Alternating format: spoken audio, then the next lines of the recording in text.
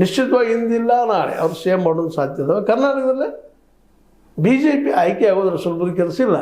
ಅಲ್ಲೂ ಸಹಿತ ತಿಕ್ಕಾಟಗಳದಾವೆ. B J ಪಿಯಲ್ಲಿ 2028 ಗೆಲ್ಲುವ ಸಾಧ್ಯತೆಗಳು ಭಾಳ ಕ್ಷೀಣ ಆಗ್ತಾ ನಡೆದಿದ್ದಾವೆ. ಒಂದನೇದಾಗಿ ಅಲ್ಲಿ ಒಗ್ಗಟ್ಟಿಲ್ಲ, ಯತ್ನಾಳರಿಗೆ ಮತ್ತು ನಮ್ಮ ಯಡಿಯೂರಪ್ಪನ ಹೊಂದಾಣಿಕೆ ಆಗ್ತಾ ಇಲ್ಲ. ಅದೇ ಕಾಲಕ್ಕೆ ಇನ್ನುಳಿದ ವಿರೋಧಿ ಬಣ ಹೆಚ್ಚಾಗಿದೆ ಯಡಿಯೂರಪ್ಪನದು. ಈಗ ಯಡಿಯೂರಪ್ಪನವರ ಮತ್ತು ಯತ್ನಾಳ್ ಒಂದಾಗುವ ಸಾಧ್ಯತೆ ಭಾಳ ಕಡಿಮೆ. ಯತ್ನಾಳ್ ಒಬ್ಬರಿಂದಾಗಲಿ ಅಥವಾ ನಮ್ಮ ಯಡಿಯೂರಪ್ಪನ ಒಬ್ಬರಿಂದಾಗಲಿ 113 ಸೀಟುಗಳನ್ನು ಕರ್ನಾಟಕದಲ್ಲಿ ಗೆಲ್ಲೋದು ಭಾಳ ಕಷ್ಟ ಅದ. ಇಬ್ಬರು ಕೂಡಿದಾಗ ಏನೋ ಒಂದು ಸಮಯ ಬರ್ಬೋದು, ಇಲ್ಲಾಂದರೆ ಇಲ್ಲ. KGP ಕಟ್ಟಿ ಏನಾಗಿದ್ದರಿಂದ ನಮ್ಮ ಯಡಿಯೂರಪ್ಪನವರು ಗೊತ್ತಿರಬೇಕದು ಯಾವ ರೀತಿ ಸೋತರು. ಮತ್ತು ಅದೇ ಕಾಲ BJPನೂ ಸೋತಿತ್ತು.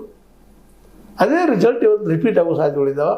ಹೀಗಾಗಿ ಇವತ್ತು ಕಾಂಗ್ರೆಸ್ ಗೆಲ್ಲುವುದು ಹೆಚ್ಚಾಗ್ತಾ ನಡೆದ. ಮತ್ತು ಯಾಕಂದ್ರೆ ಕೊಟ್ಟಂಥ ಆಶ್ವಾಸನೆ ಗ್ಯಾರಂಟಿಗಳನ್ನ ಈಡೇರಿಸ್ತಾ ನಡೆದ.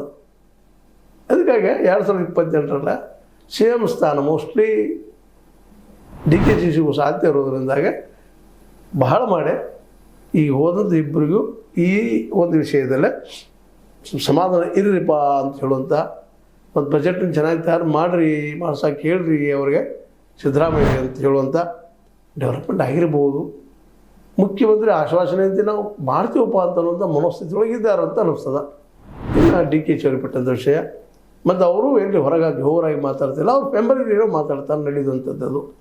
ಆದರೆ ಅವ್ರು ಸ್ವತಃ ಇದು ನಮ್ಮ ನಟಿಕೆಂದ್ರೆ ಇದು ಸಾರ್ವಜನಿಕ ಅಲ್ಲ, ನನ್ನ CM ಹೈಕಮಾಂಡ್ ಇವ್ರು 3 ಮಧ್ಯದಲ್ಲಿದ್ದಂಥದ್ದು ಅಂಥೇಳಿ ಅದನ್ನು ವಿಶೇಷ ಸಾರ್ವತ್ರೀಕರಣ ಮಾಡೋದ್ರಿಂದ ದೂರ ಸರಿತಾ ಇದ್ದಾರೆ ಅಂತ ಹೇಳ್ತಾ ಏನಾಗ್ತದೆ ನೋಡೋಣ. ಮತ್ತೆ ಡೆವಲಪ್ಮೆಂಟ್ ಆಗ್ತೇವ ನಿಮ್ಮ ಜೊತೆಗೆ ಮಾತಾಡೋಣ ಅಂತ ಹೇಳ್ತಾ ಇದ್ರಿಗೆ ಲೈಕ್ ಮಾಡಿ ಶೇರ್ ಮಾಡಿ ಕಮೆಂಟ್ ಮಾಡಿ ಜೊತೆ ಸಬ್ಸ್ಕ್ರೈಬ್ ನ್ಯೂಸ್ ಅರ್ಥಾತ್ ಸತ್ಯದ ಕೈಗಾರಿಕೆ ವಂದನೆಗಳು.